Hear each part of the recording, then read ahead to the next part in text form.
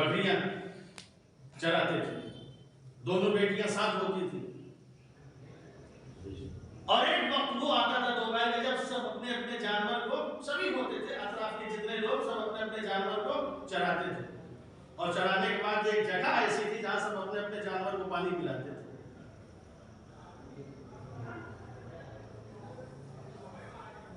سب اپنے اپنے جانوروں کو پانی پلا رہے ہیں۔ جناب شعیب کی بیٹیاں اپنے جانوروں کے لیے ہوئے کھڑی ہوئی ہیں، باپ درخت کے نیچے آرام کر رہا ہے، بیٹھا ہوا ہے، بیٹیاں انتظار کر رہی ہیں کہ پانی پلانے والے پلا کے ہٹے تو میں اپنے جانوروں کو پانی پلاؤں۔ اتفاق سے حضرت موسیٰ علیہ السلام بھی آئے تھے اور دور سے دیکھ رہے تھے یہ سارا منظر کہ بچیاں کافی دیر سے کھڑی ہوئی ہیں مگر اپنے جانوروں کو پانی نہیں پلا رہے۔ حضرت موسیٰ علیہ السلام گئے اور جانے کے بعد ان دونوں سے پوچھا، بتاؤ تم دونوں پانی کیوں نہیں پلا رہے ہو؟ سب اپنے اپنے جانوروں کو پلا رہے ہیں، تم اپنے جانوروں کو پانی کیوں نہیں پلا رہے ہو؟ کیا کہا ان بیٹیوں نے؟ میں اپنے جانوروں کو پانی اس وقت تک نہیں پلاتی جب تک یہ اپنے جانوروں کو پانی پلا کے نہیں چلے جاتے۔ مجھے مردوں کے درمیان گھسنا، مردوں کے درمیان جانا، ایک عورت کے لیے یہ حیا اور یہ تمام چیزیں ایسی مانیہ ہوتی ہیں کہ جب تک وہ نہیں پلا لیتے میں نہیں جاتی۔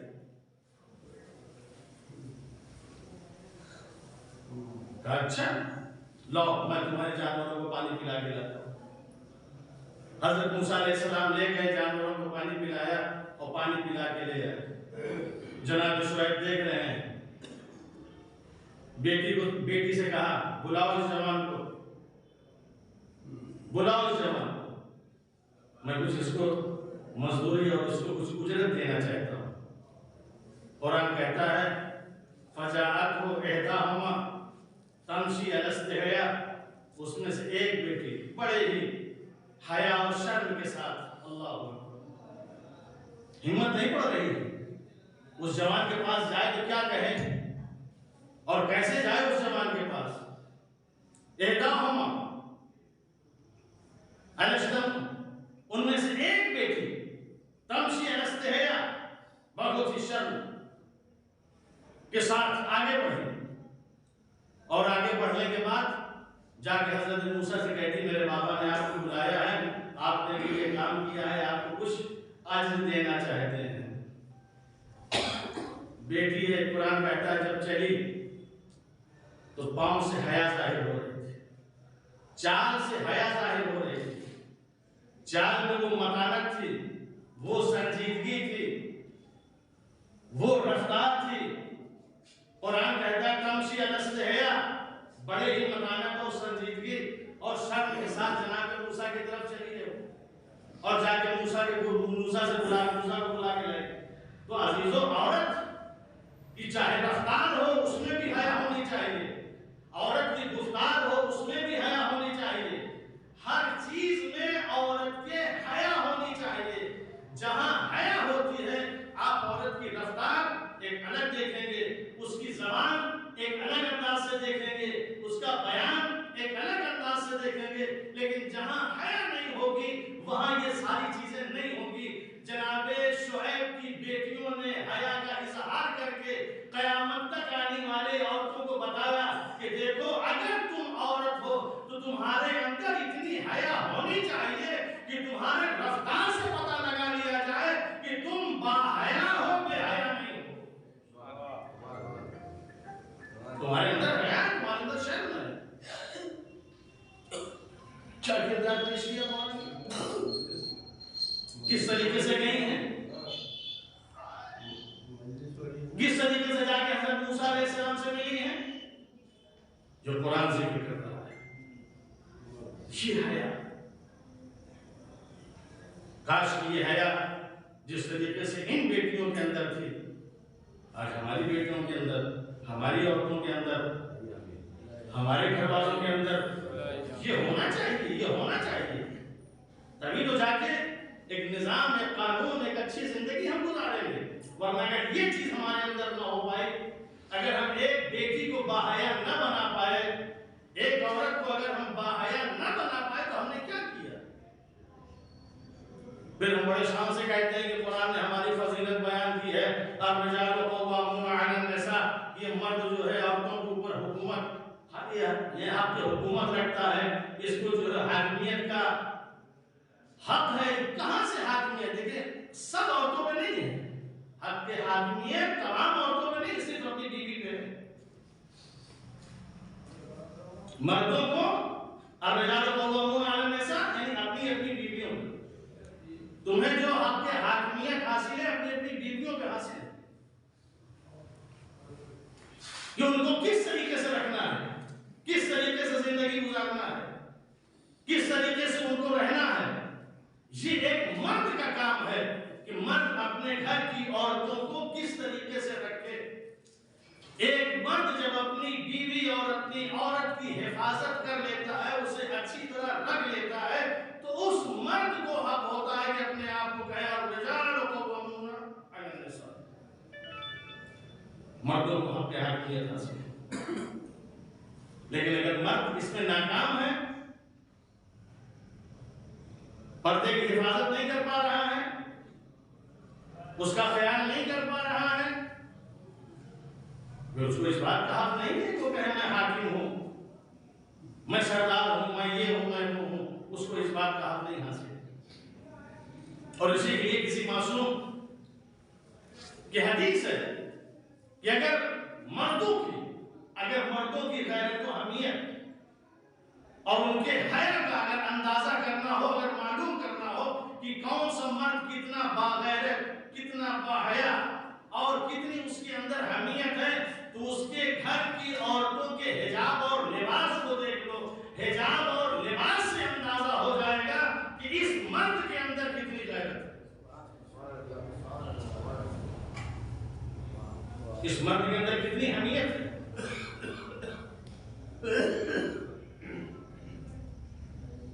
مردوں کو پہچاننا ہو تو آپ پہچان سکتے ہیں کتنی ان کے اندر صلاحیت ہے، کتنی ان کے اندر قابلیت ہے، یہ کیا کر سکتے ہیں۔ تو ایک عورت کیا ہونا چاہیے؟ اسے باحیا ہونا چاہیے۔ یہ عورت کا بہترین زیور ہے، عورت کی بہترین آرائش ہے۔ جب پیغمبر اعظم حضرت محمد مصطفیٰ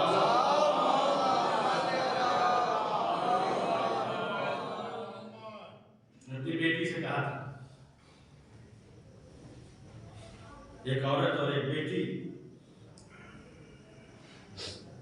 کا جو زیور حیات ہے وہ تقویٰ ہے، اور اس کی آرائش اور اس کی خوبصورتی اور اس کا حسن ہے۔ حیا انسان کے اندر ہونی چاہیے۔ حیا اگر حیا نہیں تو کچھ بھی نہیں۔ لا حیا لا خیر فی، جس کے پاس حیا نہیں اس کے پاس اچھائی نہیں، اس کے پاس خوبیاں نہیں ہیں، کچھ نہیں ہو سکتا۔ اس لیے جب حیا ہوگی تبھی تو انسان تمام چیزوں سے ڈرے گا، گھبرائے گا، خوف کھائے گا۔ جب وہ نہیں تو انسان تو بہت کچھ کرنے کے لیے تیار ہے۔ دیکھیں کس طریقے سے جناب مریم نے حیا کا اظہار کیا، کس طریقے سے جناب شعیب کی بیٹیوں نے حیا کا اظہار کیا۔ حیا کسے کہتے ہیں؟ دیکھیں ان کے اندر حیا۔ قرآن میں جہاں عورتوں نے حیا کا مظاہرہ کیا، وہاں مردوں نے بھی، جوانوں نے بھی حیا کا اظہار کیا۔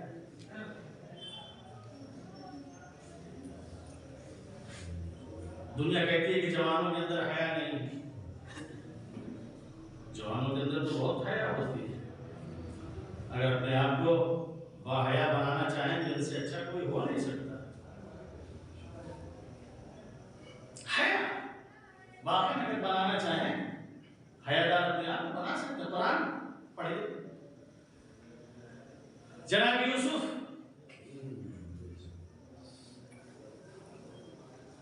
دیکھیے، قرآن پورا جو ہے جناب یوسف کا تذکرہ ہے، ذکر ہے، کس طریقے سے ان کا ذکر کیا گیا، کس طریقے سے ان کا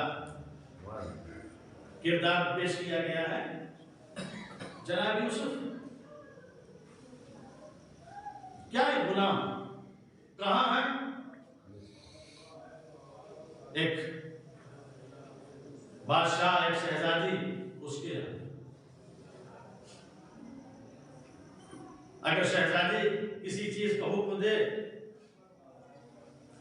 غلام آسانی سے اس کو کرنے کے لیے تیار ہو جاتا ہے اور آج اگر ایسا موقع مل جائے تو ہم تو بڑی خوشی کے ساتھ کہ کیا کریں میں مجبور تھا وہ شہزادی تھی اور میں غلام تھا وہ آقا تھے میں غلام تھا نہ کرتا تو کیا ہوتا یوسف نے کر کے بتا دیا کہ کوئی بھی چاہو چاہے شہزادی ہو چاہے آقا ہو کچھ بھی ہو اگر تمہارے سامنے دلیل ربانی ہے تو تم اپنے دامن کو بچا کے آسانی سے نکل سکتے ہو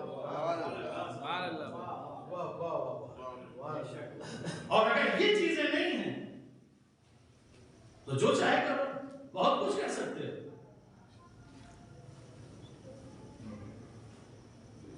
موقع تھا ہموار تھا سب کچھ تھا لیکن جناب یوسف نے اپنے دامن کو کس طریقے سے بچایا اپنے آپ کو محفوظ رکھا اس برائی اور اس گناہ کی طرف نہیں گئے جس کی طرف دعوت دی جا رہی تھی اپنے دامن کو بچا لیا بعد میں بدنامی ہوئی سب کچھ ہوا زنان مصر نے زلیخا کو بہت الٹا سیدھا کہا تو زلیخا نے کہا تم لوگوں کو معلوم ہے میں یہ سب کس کے لیے کر رہی تھی اگر تم بھی اسے دیکھ لو تو پھر تمہیں بھی اندازہ ہوگا کہ وہ کیا ہے لہذا زنان مصر کو بلایا گیا زنان مصر کی عورتیں آئیں اب ظاہر ہے ایسے موقع پہ کسی جوان اور کسی حسین خوبصورت اس کو دیکھنے آ رہے ہیں تو ایسے نہیں آئیں گے وہ بھی تیار ہو کے آئیں ہوں گی سر دھج کے آئیں ہوں گی یوسف کو دیکھنے جا رہے ہیں جس کے حسن کا چرچا ہے جس کی خوبصورتی کا لوگ ذکر کر رہے ہیں لہذا اسی اعتبار سے چلے آئے ساری عورتیں دو رویا کھڑی ہو گئی یوسف سے کہا گیا تمہیں ان دونوں کے درمیان سے گزارش ان عورتوں کے درمیان سے گزرنا جناب یوسف سنا میں صرف اپنے مقصد کی بات کر رہا ہوں جناب یوسف گزرے ان لوگوں کی بڑی بڑی آرزو تھی کہ آج یوسف کو ہم دیکھنے جا رہے ہیں ہم ان کو دیکھیں گے وہ ہم کو دیکھیں گے لیکن جب جناب یوسف ادھر سے گزرے جناب یوسف سر جھکا کے نظریں نیچی کر کے ان عورتوں کے درمیان سے گزر گئے مگر ان عورتوں کی طرف نظر نہیں کی یہ ان سب کے اوپر ایک بہت بڑا تماچا تھا لیکن ایک عورت اگر کوئی سر دھج کے آئے تو اس کی پوری خواہش یہ ہوتی ہے کہ کوئی اسے دیکھے اور اگر کوئی اسے نہ دیکھے اس کی طرف کوئی متوجہ نہ ہو تو اس عورت کی موت ہو جاتی ہے میں کس لیے سچ کے آئی میں کس لیے اتنا پہن کے آئی میں کس لیے اتنا زیور پہن کے آئی ساری کوشش یہ کوئی مجھے دیکھے میرے حسن کی تعریف کرے اور کوئی اگر اس کی طرف متوجہ نہ ہو دیکھیے عورت زندہ مر جائے کہ مجھے کوئی دیکھنے والا نہیں ہے میرے حسن کی کوئی تعریف کرنے والا نہیں ہے جناب یوسف بڑی آسانی سے نظریں جھکا کے گزر گئے ان عورتوں کی طرف دیکھا تک نہیں وہ عورتیں دیکھتی رہیں دیکھتے دیکھتے اپنی انگلیوں کو کاٹ لیا نیکوں کے ساتھ ساتھ کیا کہا وَقُلْنَا حَاشَ لِلَّهِ مَا هَذَا بَشَرٌ إِنْ هَذَا إِلَّا مَلَكٌ كَرِيمٌ یہ تو بشر نہیں معلوم ہو رہا ہے یہ تو ملک کریم معلوم ہو رہا ہے یعنی حیا وہ چیز ہے اگر انسان کے اندر حیا آ جائے تو ملک کریم بن جاتا ہے جہاں عورتیں پاگل ہو جائیں جہاں عورتیں پریشان ہو جاتی ہیں تو اپنی نظروں کو جھکا کے ان عورتوں کی طرف طرف نہیں دیکھا. ہم عورتوں کے صرف حجاب کی بات کرتے ہیں, عورتوں کے صرف ہم پردے کی بات کرتے ہیں. قرآن نے عورتوں کے پردے کی بات بعد میں کی ہے, مردوں کے لیے پہلے کیا ہے کہ اے مومنین تم اپنے نظروں کو جھکائے رہو. اس کے بعد عورتوں سے کہا ہے اگر یہ مومنین اپنی نظروں کو جھکا لیں تو شاید عورتوں کو اتنا پردہ نہ کرنا پڑے. اپنی نظروں کو جھکائے نا, ہماری نظریں جھکتی ہیں. ہم تو خاص طور سے ایسے مناظر کے لیے بے چین رہتے ہیں, گلیوں میں کوچوں میں ادھر ادھر ہم خاص طور سے اس وقت پہ کھڑے ہونا چاہتے ہیں. آج کسی کو دیکھیں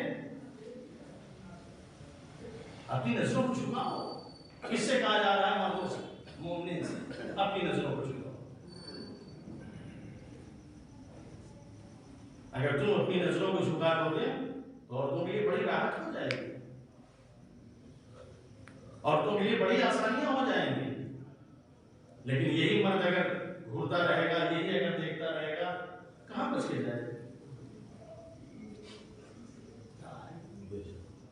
جناب یوسف گزر گئے بڑی آسانی سے, لیکن کسی کی طرف نظر اٹھا کے نہیں دیکھا. یہ کیا ہے؟ یہ حیا. یہی تو جناب یوسف کا حسن تھا, یہی تو ان کی خوبصورتی تھی, یہی تو ان کا کمال تھا. رب السجن احب الی, پروردگارا مجھے جیل اور قید کی زندگی بہتر معلوم ہوتی ہے اس زندگی سے جہاں انسان گناہ, جہاں انسان برائیاں, جہاں انسان غلط کام کرے. قید میں رہنا میرے لیے اچھا ہے, زندان کی زندگی بسر کرنا میرے لیے اچھا ہے, قید و بند کی زندگی گزارنا میرے لیے بہتر ہے, مگر یہ ماحول مجھے نہیں پسند.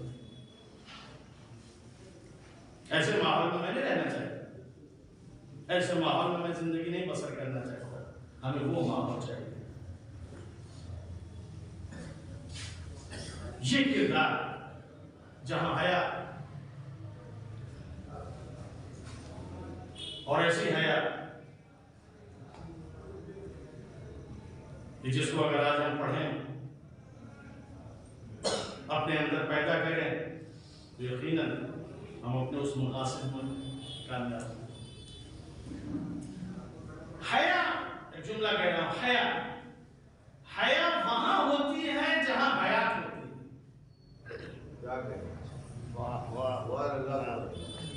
شرم وہاں ہوتی ہے جہاں زندگی ہوتی ہے. جہاں حیات نہیں ہے, جہاں زندگی نہیں ہے, وہاں حیا نہیں ہے. ایک مردہ جسم کے ساتھ جو کچھ چاہے کرے اس کے اوپر کوئی اثر پڑنے والا نہیں ہے. لیکن اگر ایک زندہ انسان کے ساتھ کوئی کام اگر کرے, کوئی غلط چیز اگر ہو تو اس کو فوراً احساس ہوگا. لہذا جہاں حیات ہوتی ہے وہی حیا ہوتی ہے. اگر آج ہمارے یہاں حیا دیکھنا ہے تو آپ اندازہ لگا سکتے ہیں کہ اس میں زندہ کون ہے, اس میں مردہ کون ہے. جہاں حیا ہوگی وہاں زندگی ہوگی, جس کے پاس حیا نہیں ہوگی وہاں زندگی نہیں ہوگی.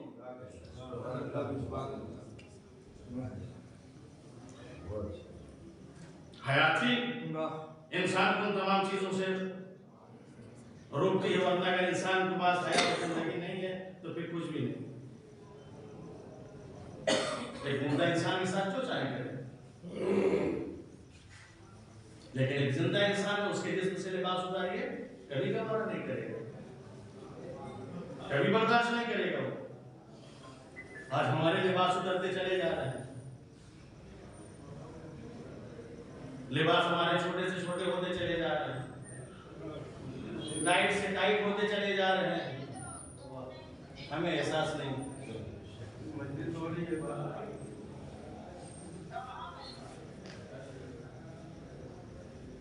سب سے پہلے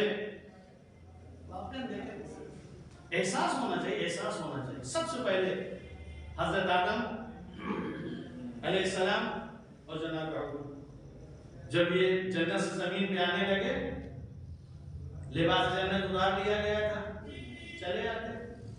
دنیا میں کون تھا؟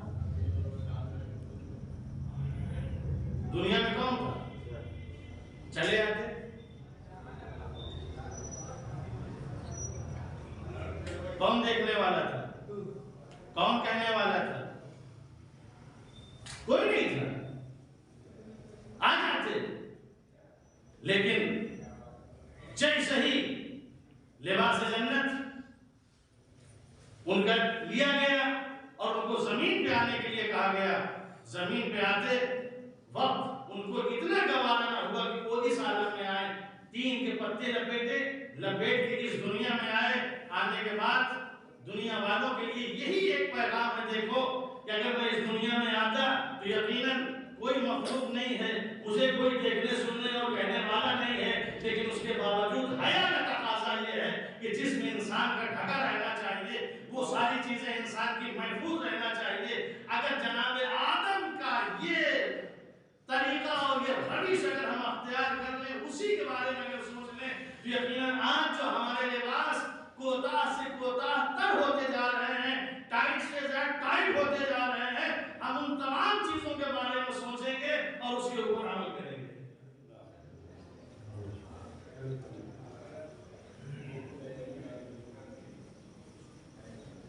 آج جو پینٹیں اور وہ لہنگیاں چلی ہوئی ہیں، دیکھیے چڑھ کے کہاں تک آ گئی ہیں، آدھی پنڈلی تک ٹخنے دکھائی دے رہے ہیں۔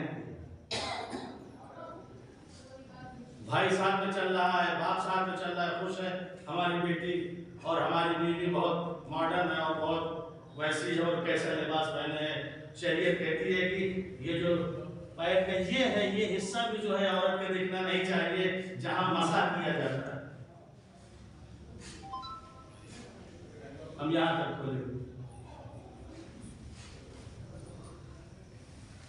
کیسے کیسے لباس، دین نے کون سا لباس بتایا تھا، اسلام نے کون سا لباس بتایا تھا؟ اہل بیت اطہار علیہ السلام نے کس لباس کی معرفی کی تھی؟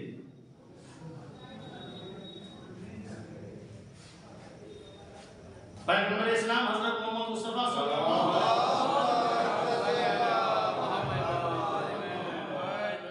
فرماتے ہیں کہ تمہارے لباس، مردوں کے لباس عورتوں سے مشابہ نہیں ہونا چاہیے، اور عورتوں کے لباس مردوں سے مشابہ نہیں ہونا چاہیے۔ عورتوں کا لباس عورتیں پہنے، مردوں کا لباس مرد پہنے۔ مرد عورت بننا نہ چاہے، مرد عورت بننے کی کوشش نہ کرے، عورت مرد بننے کی کوشش نہ کرے۔ جہاں مرد عورت اور عورت مرد بننے کی کوشش کرتے ہیں، وہیں یہ ساری خرابیاں لازم آتی ہیں، جس کی وجہ سے سماج اور معاشرہ تباہی کے کگار میں پہنچ جاتا ہے۔ اگر سب اپنی جگہ رہیں، مرد مرد کی طرح رہے، عورت عورت کی طرح رہے، تو کبھی بھی ہمارا نظام فاسد نہیں ہو سکتا، کبھی بھی ہمارا نظام خراب نہیں ہو سکتا، کبھی بھی کسی طرح کوئی مشکل نہیں آ سکتی۔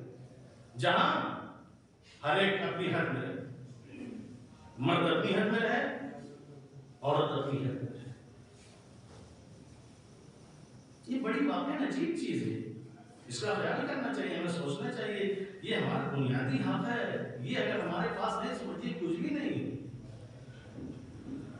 کچھ ہو نہ ہو ہم باحیا ہوں۔ دیکھیے آپ کتنی اچھائیوں کے مالک ہوں گے، کتنی خوبیوں کے مالک ہوں گے، کتنے اچھے انسان ہوں گے، خیال انسان کے پاس اہل بیت اطہار علیہ السلام کے حیا دیکھیں۔ فاطمہ زہرا سلام اللہ علیہا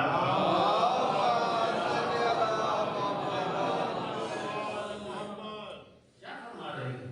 خیر للنساء ان لا یرین الرجال ولا یراہن الرجال۔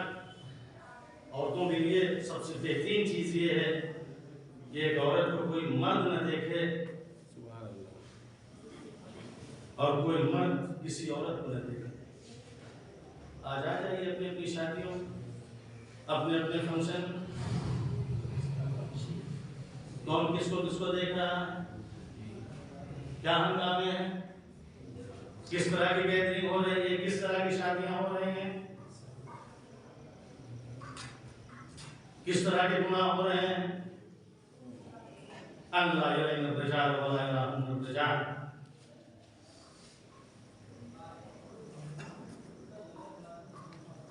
کوئی کسی کو نہیں دیکھے، کوئی کسی کو نہیں دیکھے۔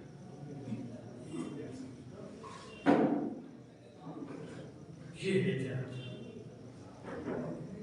مجبوری بھی اگر ہے، اگر خدا کی طرف نظام، جیسے میں نے عرض کیا کہ جناب مریم کا سارا نظام جو ہے نظام الہی کی طرف سے تھا، یہ کربلا میں جتنی بیویاں تھیں یہ سب کے سب امام حسین علیہ السلام نے یہی تو کہا تھا، ان اللہ شان یرہن سوایا، خدا یہ چاہتا ہے کہ بیویاں اسیر ہوں۔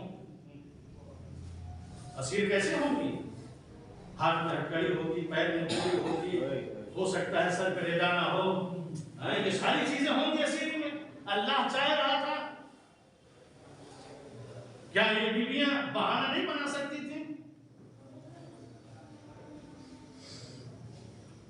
لیکن جہاں دیکھیے خدا کی طرف سے سارا نظام، سارا سسٹم ہو رہا ہے، لیکن اس کے باوجود جب بھی سوال کر رہی ہیں چادر دے دو،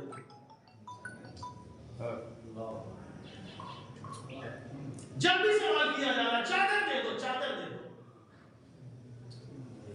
کیا نظام یہ وہاں ہوتا ہے؟ صحیح ہے، خدا دیکھنا چاہتا ہے ہم کو اسیر، مگر ہم عورت ہیں، ہمارے اندر حیا ہونی چاہیے، ہمارے بال کھلے نہیں ہونا چاہیے، ہمارے جسم کھلے نہیں ہونا چاہیے، لہٰذا جب بھی کوئی مجھ سے کچھ کہے گا کچھ ضرورت ہے تو میں کہوں گی لاؤ مجھے چادر دے دو۔ یہ حیا، امام حسین علیہ السلام حیا، وقت آخر جب رخصت ہونے کے لیے آتے کہ وہ پرانا لباس لے کے آؤ، وہ پرانا لباس لے کے آؤ۔ کیوں پرانا لباس؟ اس لیے کہ ہو سکتا ہے اگر یہ پرانا لباس میرے جسم پہ رہے تو شاید یہ ظالم میرے جسم سے لباس نہ ہوتا۔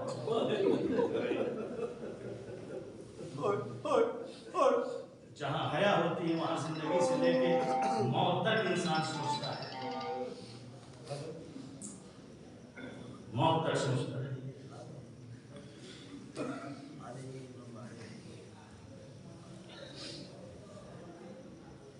جناب زینب سلام اللہ علیہ اکثر پریشان رہا کرتی تھی، سوچتی تھی، اسما سے کہتی تھی اسما مجھے بہت ڈر لگتا ہے، مجھے بہت خوف ہوتا ہے۔ کہا کس بات کا ڈر بیوی، کس بات کا خوف؟ کہا میں جب ان کی عورتوں کے جنازوں کو دیکھتی ہوں کہ یہ تختوں پہ لے کے جاتے ہیں تو مجھے دیکھ کے بڑا عجیب سا لگتا ہے کہ عورتوں کو کس طریقے سے لے کے جاتے ہیں۔ اس کے تخت پہ جب لے جایا جاتا ہے تو بدن نمودار جسم دکھائی دیتا ہے، تخت پہ جب لٹا کے لے جاتے ہیں، کیا مجھ کو بھی ایسے لٹا کے لے جایا جائے؟ کہا بیوی پریشان نہ ہو، میں نے ایک تابوت دیکھا ہے، میں نے ایک تابوت دیکھا ہے، وہ آپ کے لیے تیار کیا جائے گا۔ کہا کیسے، ذرا بنا کے بتاؤ۔ جب بنا کے بتایا تو جناب سیدہ خوش ہوئی، واقعی بھی بہت اچھا ہے، اسی طرح مجھے لے کے جانا تاکہ میرا جسم کوئی نہ دیکھنے پائے۔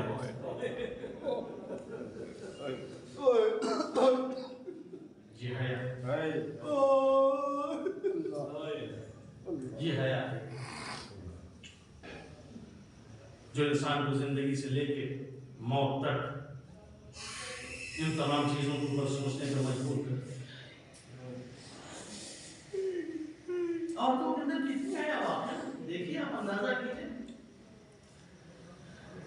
جناب زینب کو معلوم تھا کہ بھائی کی شہادت کے بعد کیا ہوگا، بھائی کی شہادت کے بعد کیا ہوگا پتہ، لہذا بھائی کی شہادت کے بعد جناب زینب نے جو پہلا کام کیا وہ یہ عورتوں سے کہا کہ تم اپنے اپنے زیورات، اپنے اپنے لباس، اپنے سارے سامان مجھ کو دے دو، مجھے معلوم ہے کہ ظالم ابھی آئیں گے، یہ کس حد تک بدتمیزی کریں، کیا کیا چھین لیں، کوئی بھروسہ نہیں ہے، لہٰذا اپنے زیورات اتار دو، اپنے کو لباس دے دو تاکہ ظالم تمہیں ہاتھ نہ لگانے پائے، وہ چیز تمہارے جسم سے نہ اتارنے پائے۔ پہلے ہی جناب زینب نے ان چیزوں کو اتار کے رکھ لیا تھا، اور آتے ہی ظالموں کے فوراً جناب زینب نے یہی کہا تھا دیکھو میں نے یہ ساری چیزیں جمع کر کے رکھی ہیں، تم لے لو، میری عورتوں کے ساتھ کسی طرح کا کوئی برتاؤ۔ لیکن اگر ان کے اندر حیا ہوتی یقیناً اس کے بعد کچھ نہ کرتے، لیکن چونکہ یہ بے حیا تھے، بے حیائی نے ان کو ایسے کام کرنے پر مجبور کیا کہ خیموں میں آگ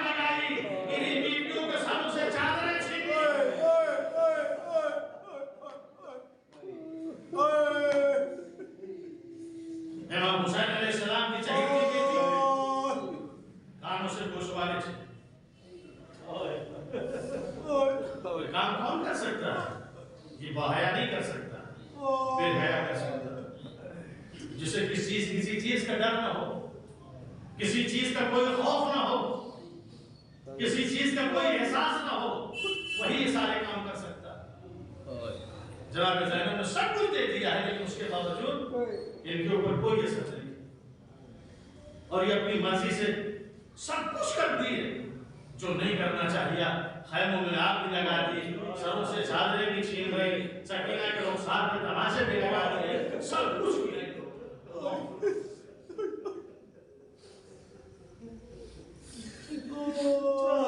اس کے بعد جب بے حیائی اور بڑھتی ہے، یہ تو شہداء کے سر کو قلم کیا جاتا ہے، اور سر کو قلم کر کے موقع نیزے پہ بلند کیا جاتا ہے، اور جب یہی قافلہ نیزوں پہ بلند کر کے کوفے کی طرف یہ لے کے چلتے ہیں، سہل ابن سعد نے جب دیکھا کہ سارے سر موقع نیزے پہ بلند ہے، ایک سر ہے جو گھوڑے کے گردن میں لٹک رہا ہے، سہل ابن سعد کہتے ہیں میں اپنے آپ کو سنبھال نہ سکا، میں پریشان ہو گیا کہ آخر وجہ کیا ہے کہ سارے سر تو موقع نیزے پہ بلند ہے، یہ ایک سر کیوں لٹک رہا ہے؟ یہ اس باحیا اور باوفا بھائی عباس اللہ اکبر برداشت نہ کر سکے۔ میں پوچھنا چاہتا ہوں، کس سے پوچھوں؟ امام سجاد علیہ السلام کے قریب آئے، اور قریب آنے کے بعد کہتے ہیں یہ بتائیے کہ سارے سر تو موقع نیزے پہ بلند ہیں، مگر یہ سر گھوڑے کی گردن میں کیوں لٹک رہا ہے؟ جیسے یہ سوال کیا تھا فوراً سر و سینہ پیٹ لیا، انہیں کیا سوال کر لیا، کیا پوچھ لیا،